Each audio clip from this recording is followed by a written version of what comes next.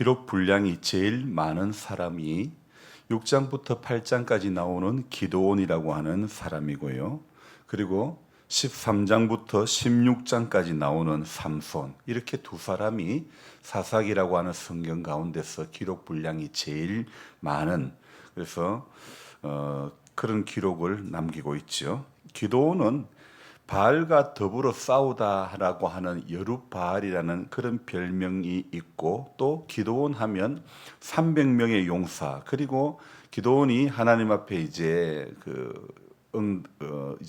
자신이 확실하게 소명을 받은 사람인지 물어보려고 할 때, 그때 하나님 양털에만 이슬이 내리고 주변 땅은 마르고, 그렇게 되니까 또 주변 땅은 마르고 양털에만 이슬이 내리고, 그렇게 그런 정표도 이렇게 보았던, 그래서 하나님의 자신을 향한 하나님의 계획을 알고자 했던 남다른 열심이 있었던 사람이죠.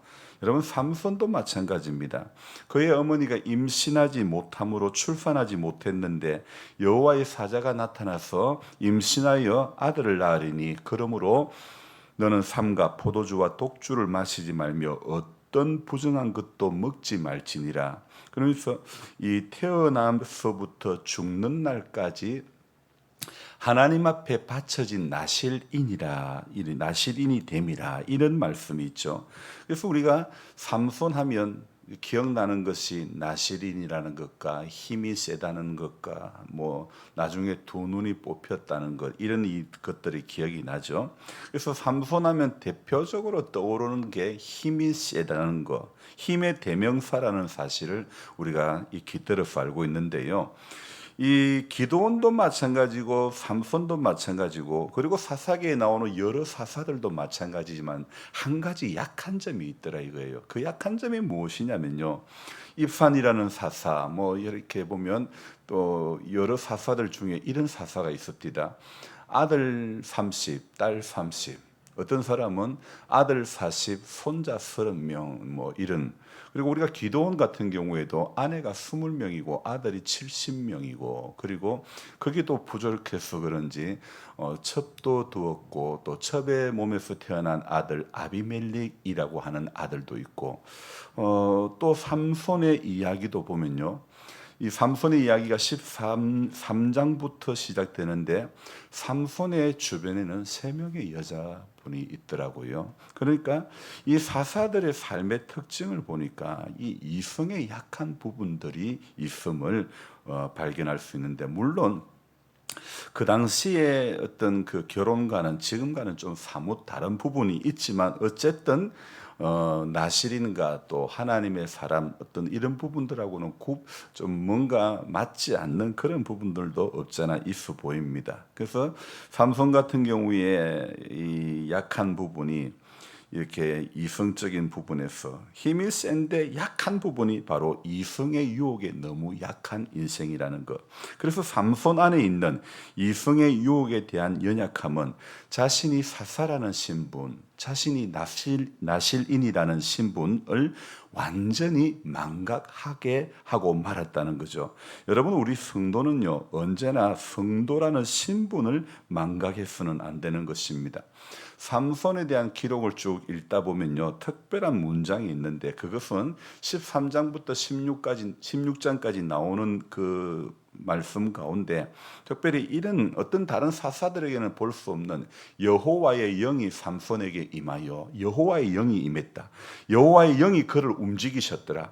그렇게 사사다운 지도자다운 모습이 이 여호와의 영이 움직임으로 말미암아 그런 모습도 있지만, 또 한편 안타까운 것은 지도자로서는 비춰져서는 안 되는 그런 모습도 너무 많이 기록되어 있는 것을 우리는 볼 수 있죠.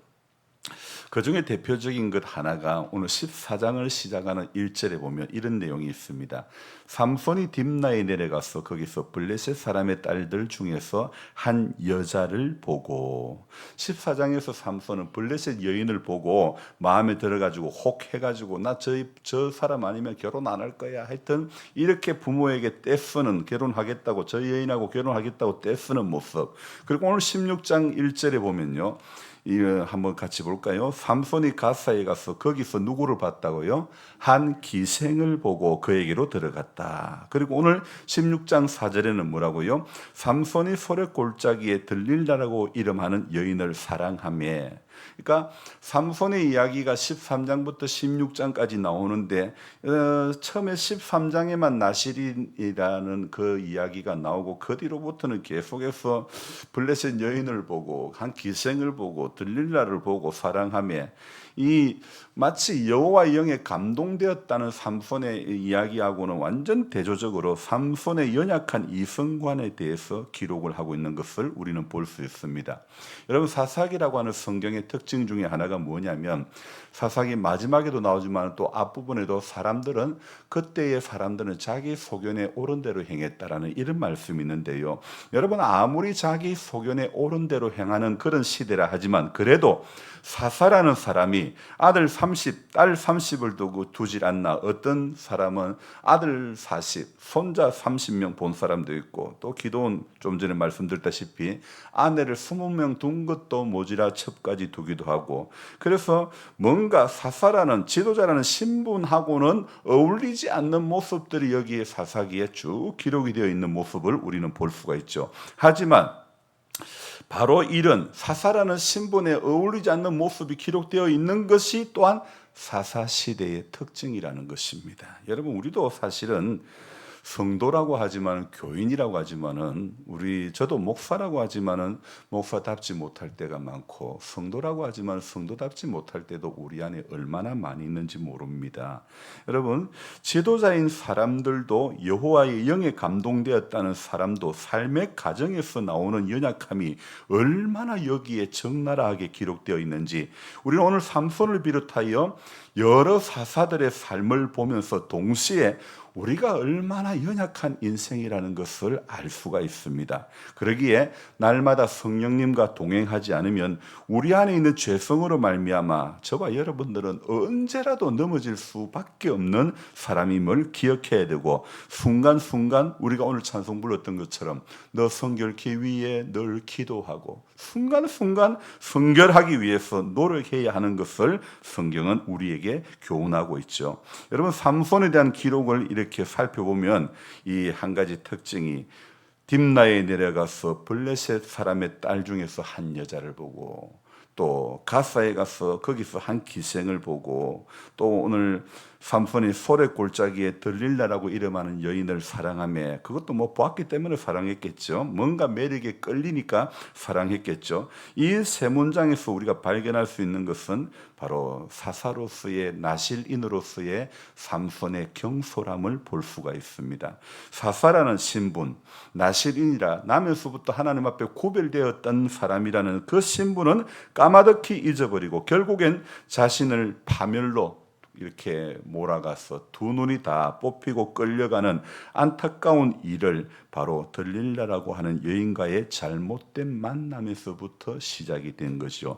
큰 능력은 받았지만은 그 능력을 겸손한 가운데서 사용해야 하는데 그러지 못하고 자신에게 주신 힘을 그 하나님의 힘을 믿고 교만히 행동한 그것이 그 끝이 바로 들릴라라고 하는 여인과의 만남이었다는 것이죠. 이스라엘의 원수 블레셋은요 수단과 방법을 가리지 않고 삼손 죽이기에 이 힘센 삼손 죽이기의 혈안인데 그래서 블레셋 사람들이 접근한 사람이 누굽니까? 바로 들릴라 아닙니까? 근데 삼손은 이것을 보지 못하는 거예요. 하나님의 백성을 무너뜨리기 위해서 우는 사자와 같이 삼킬 자를 찾는 사단의 모습과 같음에도 불구하고 이게 안 보이는 거예요. 무엇 때문에? 이성에 대한 그의 연약함이 그의 눈을 멀게 했던 것이죠. 어제 예배 시작 전에 제가 안경을 떨어뜨리고 말았는데 끝에 안경이 쏙 이렇게 빠져나가고 집사님 보고 다시 좀 이렇게 좀 조여달라고 했는데 시간이 하도 한참 지났는데도 안 갖다 주시길래 이상하다. 왜 이렇게 안 갖다 주시지? 왜 이렇게 뭐가 안 되지? 제가 그렇게 알고 보니 나사로 대신 철사로 작업을 한다고 늦었던 것이죠. 그래서 안경테에 철사가 있으면 지금은 좀 70년대도 아니고 그래도 목사 신분에 좀 뭔가 너무 없어 보일 것 같아가지고 철사를 빼내고 저녁에 나사로 이렇게 다시 조이려고 하니 죄송하지만 이 뭐 당체 보여야지 나사 구멍이 보여야죠. 우여곡절 끝에 나사를 집어넣고 드라이브로 돌려보니 계속 헛돌기만 하고 잠겨지지가 않는 거예요. 집사님이 안 된다 그럴 때 이거 집사님 거짓말하나? 내가 속으로 아니 분명히 아침에까지만 해도 이게 분명히 나사로 잠겨져 있던 것이 왜 나사가 이렇게 헐거워졌을까 생각하다가 그래서 풀어가지고 해봤더니 정말 저도 안 되는 거예요. 그래서 다시 철사를 묶었습니다. 그래서 다시 안경을 이렇게 묶어가지고 지금도 보고 있는데요. 오늘 새벽에 이런 생각이 듭니다. 철사가 보기 싫기는 하지만은 그러나 보기 싫은 것보다 우선적인 것은 내가 봐야 된다는 거예요. 그렇잖아요. 제가 제 안경에 철사가 이래 묶여져 있는 것이 보기는 싫지만은 그러나 더 우선적인 것은 내가 봐야 된다는 거예요. 제가 설교를 하면서 여러분들의 얼굴을 보고 눈을 보고 마주침을 해야 된다는 것. 여러분, 안경알 너머로 보이는 뚜렷하게 사물이 보이는 그 상태가 되어야 되지. 남들이 내 안경 철사로 묶었네. 여러분 거기서 앞만 봐도 안 보이실 겁니다. 지금 아마 영상으로 보시는 분들도 제가 철사로 묶었는지 아무도 모르실 거예요. 남들의 시선보다 더 중요한 것은 지금 내가 보여야 된다는 겁니다. 신앙의 세계도 마찬가지입니다. 왜 기도원이 부인 20명에 아들 70을 둔 것도 모자라서 첩을 두고 그 사이에 아들을 두었다는 것. 왜 나실인 삼손이 블레셋 여인을 보고 가사이가 산 기생을 보고 솔의 골짜기에 있는 들릴라라고 하는 여인을 사랑하고 왜 이런 이성과의 잘못된 만남을 이어가고 있는 것일까? 이것은요 한마디로 저는 이렇게 말씀드리고 싶습니다. 보아야 될 것을 보지 못하고 들어야 될 것을 듣지 못하는 그런 인생이다 보니까 이렇게 엄한 것이 보이는 거예요. 안경알로 지금 제가 보는 게 중요하지 볼 수 있는 게 중요하지 남들에게 보여지는 것이 더 중요한 것 철사 보이는 게 그게 중요한 게 아니라는 거예요. 본질은 지금 내가 보아야 된다는 겁니다. 본질은 지금 내가 볼 수 있어야 되는 겁니다. 우리가 예배자로서 예배를 드리고 은혜를 받고 본질은 내가 하나님의 영에 깨어 있어야 됩니다. 깨어 있어야 되는 것입니다. 말씀 앞에 내가 바로 서야 되고 그리고 말씀이 주는 교훈을 우리가 붙잡고 오늘도 믿음으로 살려고 몸부림치고 애쓰는 그런 성도가 되어야 되는 것입니다. 남들에게 보이는 철사가 중요한 것이 아니라는 것. 내가 보아야 되는 것은 내가 나실인으로 살아가야 할 그 삼손답게 나실인답게 살아가는 것이 필요하듯이 중요하듯이 여러분 저와 여러분들의 성도로서 오늘 살아가는 것이 중요한 것입니다. 내가 오늘 먼저 봐야 됩니다. 내가 오늘 먼저 들어야 되는 것입니다. 그래서 우리는 하루를 시작하면서 새벽 기도회를 같이 함께 동참하는 것입니다. 왜요? 세상에 보는 거 다 본다고 사람이 사는 게 아니고 하늘의 것을 신령한 것을 보아야 들어야 사람이 살아나게 되는 줄로 믿습니다. 그것을 우리는 영적으로 사는 인생이라고 이야기합니다. 영적으로 살아나야 되고 영적으로 깨어나야 사람이 이렇게 오늘 삼손도 사사로 부름을 받은 나실인답게 살듯이 성도로서의 삶을 바로 감당하게 되는 줄로 믿습니다. 그것이 바로 오늘 삼손을 임신하지 못하는 마노아의 가정에 보내주신 하나님의 섭리라는 것입니다. 그래서 성도가 이 땅에서 사는 것은요 정말 중요한 것은 축복이 아니라 보아야 되는 것 볼 수 있는 게 정말 중요한 것이고 들어야 될 것을 들을 수 있는 게 정말 복된 믿음의 사람이라는 것을 오늘 아침에도 기억했으면 좋겠습니다. 그리고 또한 오늘 삼손과 기드온 이 대표적인 두 사람 이 사람들의 모습을 보면서 우리 역시 그들이 사사로서의 신분을 제대로 감당하지 못하고 연약함에 넘어졌던 것들을 바라보면서 우리 역시 성도라는 신분에 걸맞지 않게 때로는 우리의 연약함으로 말미암아 우리 안에 있는 죄성으로 말미암아 넘어질 수도 있다는 그 사실을 꼭 기억하고 오늘도 보아야 될 것 하나님 보여주시는 것 다 보고 하나님 들려주시는 것 다 듣고 순종의 길을 걸어가게 되는 복된 하나님의 사람들이 되시기를 축복합니다. 기도하겠습니다. 좋으신 하나님 아버지, 우리 사사기라는 성경 앞에 수도 없이 섭니다. 수도 없이 사사기에 나오는 인물들을 바라보면서 이 인물은 어떻고 저 인물은 어떻고 성경 공부하기에 바빴던 그런 모습들은 아닙니까? 중요한 것은 본질은 삼손을 바라보면서 내 약함은 무엇인지, 기드온을 바라보면서 나의 연약함은 또 무엇인지, 내가 하나님 앞에 구별된 성도의 삶을 살아가야 하는 것이 하나님께서 오늘 삼손을 통해서 우리에게 교훈해 주시고 있는 말씀인 줄로 믿습니다. 왜 블레셋 여인의 딸을 보고, 왜 기생을 보고, 왜 소래 골짜기에 들릴라를 보고, 삼손은 육신의 정욕에 사사지만 나실인이지만 육신의 정욕에 넘어지고만 연약함이 있는 인생이었습니다. 하나님, 우리도 정말 성경의 말씀처럼 육신의 정욕과 안목의 정욕과 이생의 자랑에 붙들릴 때가 얼마나 많은 인생이라는 것을